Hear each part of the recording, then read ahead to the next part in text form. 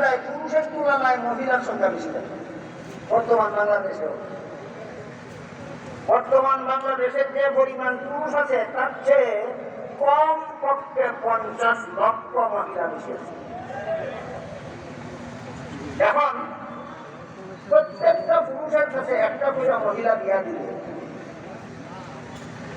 আর আরো 50 লক্ষ মহিলা থাকবো স্বামী হওয়ার বাকি, থাকবে কিনা? যদি ইসলামে একটা পুরুষকে এর বেশি স্ত্রী রাখার অধিকার দিত না, তাহলে বর্তমান বাংলাদেশের 50 লক্ষ মহিলার কপালে জীবনে একটা স্বামী হতে পারে। বুঝে থেকে বলেন, ইসলামের পুরুষকে একাধিক স্ত্রী রাখার অধিকার দিয়েছে পুরুষের স্বার্থে না মহিলাদের স্বার্থে?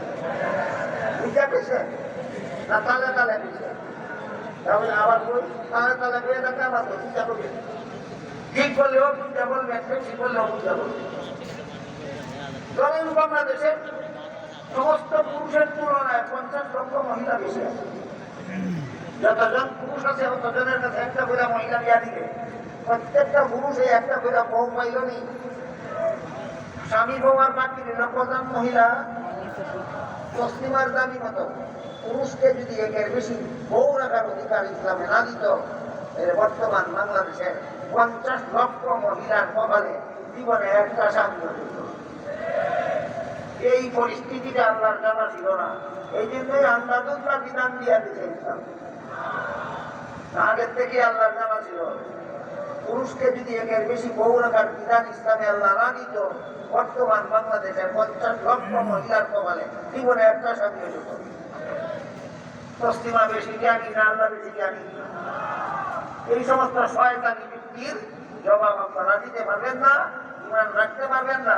এই জন্য বলছি, আল্লাহ দোহাই দিয়ে বলি, এই সমস্ত বেঈমানদের পরিচর্যা করবেন না। আমরা কয়েকজনে বলি কেন?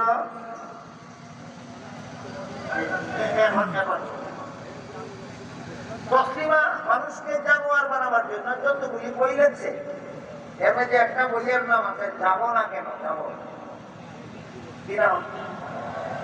বলে যাবেন না, নামটা মনে রাখবেন। কি নাম? যাবো না কেন।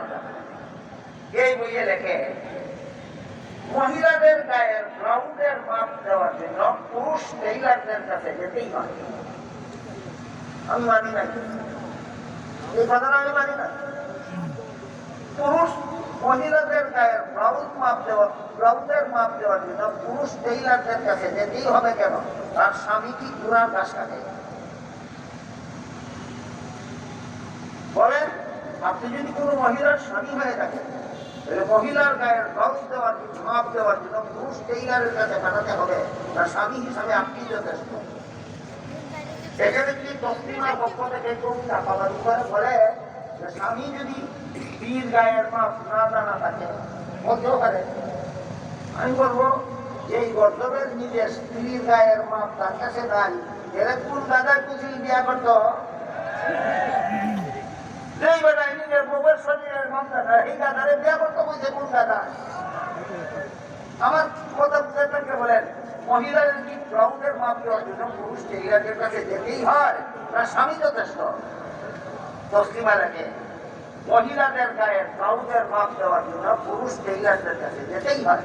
এই সুযোগে টেইলারেরা মহিলাদের গায়ের মাপ নেওয়ার সময় ফিতার পরিবর্তে তাদের বুকে